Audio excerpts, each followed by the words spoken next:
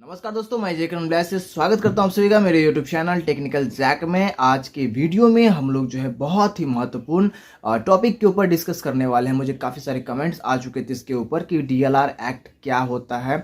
DLR act के तहत जो है हमारी ज़मीन पे धारा 81 जो लगा है वो किस तरह से हटेगा। तो सबसे पहले हम आपको यह समझा देते हैं कि धारा 81 DLR एक्ट 81 क्या होता है। तो दोस्तों आपको मैं बता दूं कि DLR एक्ट 81 के तहत दिल्ली के किसी भी जमीन को ग्राम सभा में वेस्ट कर दिया जाता है।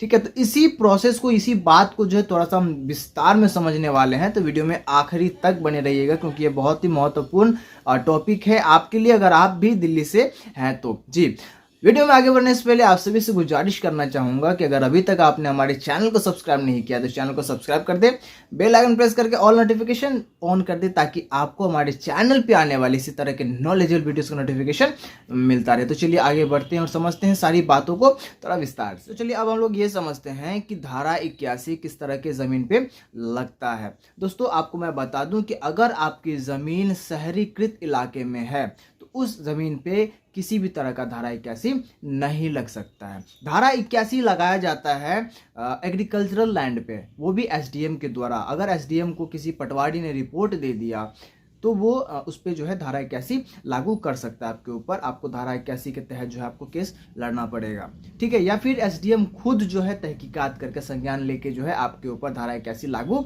कर सकता है। अब बात आती है कि धारा 81 क्यों लागू किया जाता है एग्रीकल्चरल लैंड पे।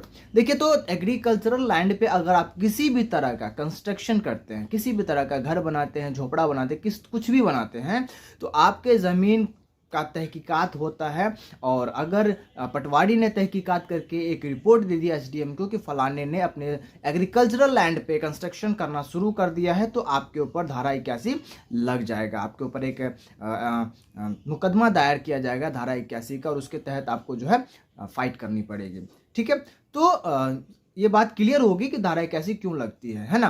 एग्रीकल्चरल लैंड पे अगर कोई कंस्ट्रक्शन हम करते हैं तो उसके तहत जो है हमारे ऊपर जो है धारा 81 लागू कर दिया जाता है। चलिए, तो अब बात करते हैं कि अगर आपके ऊपर धारा 81 लागू हो जाता है तब क्या समाधान है आपके लिए। देखिए, रेवेन्यू असिस्टेंट जो है जब आपके ऊपर धारा 81 लागू करता है तो आपके पास एक नोटिस भेजता है। उस नोटिस का आपको रिप्लाई करना होता है।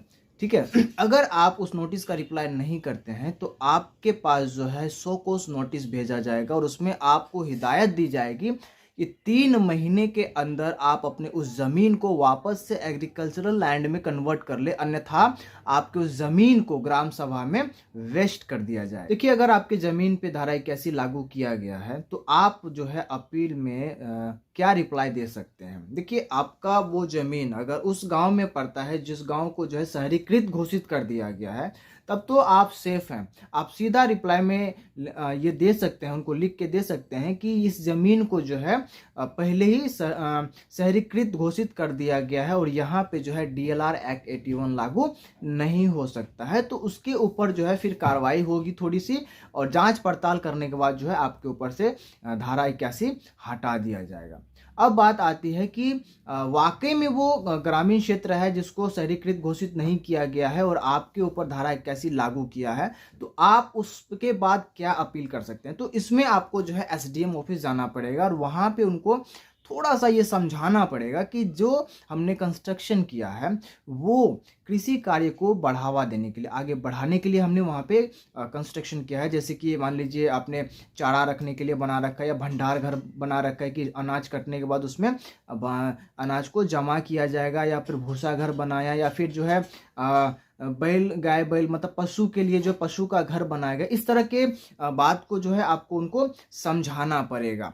क्योंकि देखिए, एग्रीकल्चरल लैंड पे अगर आप 5 फुट की दीवार बाउंड्री भी कर देते हैं तो उसके तहत भी जो है आपके ऊपर जो है धारा 81 लागू हो जाता है। और आपको वो समझाना पड़ेगा कि आपने ये बाउंड्री भी क्यों लगाई है, जानवरों से बचाने के लिए लगाई है। इस तरह का आपको जो है वहाँ पे अपनी दलील पेश करना पड़ेगा। आपको समझाना पड़ेगा कि यह कृषि कार्य को बढ़ाने के लिए, कृषि कार्य को सेफ रखने के लिए आपने जो है इस तरह का कंस्ट्रक्शन किया है। तब हो सकता है कुछ सुनवाई के बाद जो है आपका ज़मीन के ऊपर जो तहकीकात होगा और उसके बाद जो है आपको आपके ऊपर से धारा 81 को हटा दिया जाए।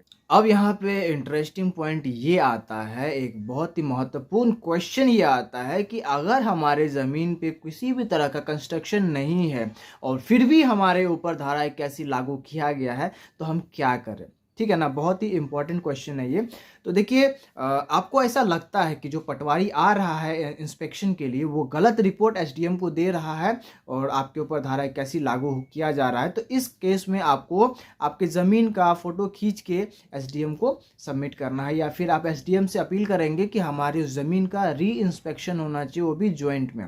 आप भी रहें, एसडीएम भी रहे और पटवारी भी रहे, सबके सामने में री इंस्पेक्शन होना चाहिए और वो वहाँ पे बताएं कि जो है किस बिहाफ पे जो है आपको ऊपर धारा 81 लगाया गया है। तो ऐसा करके जो है आप अपने ज़मीन से, अपने ऊपर से धारा 81 हटवा सकते हैं। अब बात आती है कि अगर रेवेन्यू असिस्टेंट और एसडीएम के द्वारा आपको बिना शोकॉज नोटिस दिए आपकी ज़मीन को वेस्ट कर दिया जाता है तो आप इस केस में क्या कर सकते हैं। तो देखिए, इस केस में आप जो है रिवीजन अपील कर सकते हैं, आप उस पर चैलेंज कर सकते हैं, क्योंकि ऑर्डर 21B में यह क्लियर लिखा हुआ है कि एसडीएम के द्वारा जो है किसी भी तरह का कानून का इस तरह के धारा के संदर्भ में जो भी स्टेप्स हैं उसको लैप्स नहीं कर सकता। अगर वो लैप्स करता है कोई भी स्टेप को तो आप जो है रिवीजन अपील कर सकते हैं, वहाँ पे आप चैलेंज कर सकते हैं। उम्मीद करता हूँ मेरे प्यारे दोस्तों आज की जानकारी आपको समझ में आई होगी। अगर अभी भी कोई कंफ्यूजन है तो आप हमें कमेंट बॉक्स में पूछ सकते हैं, मैं उसका आंसर देने की पूरी कोशिश करूंगा। वीडियो पसंद आई हो तो वीडियो को लाइक, कमेंट, शेयर करना ना भूलें। मिलते अगले वीडियो में एक नई जानकारी के साथ, तब तक के लिए स्वस्थ रहे, मस्त रहे।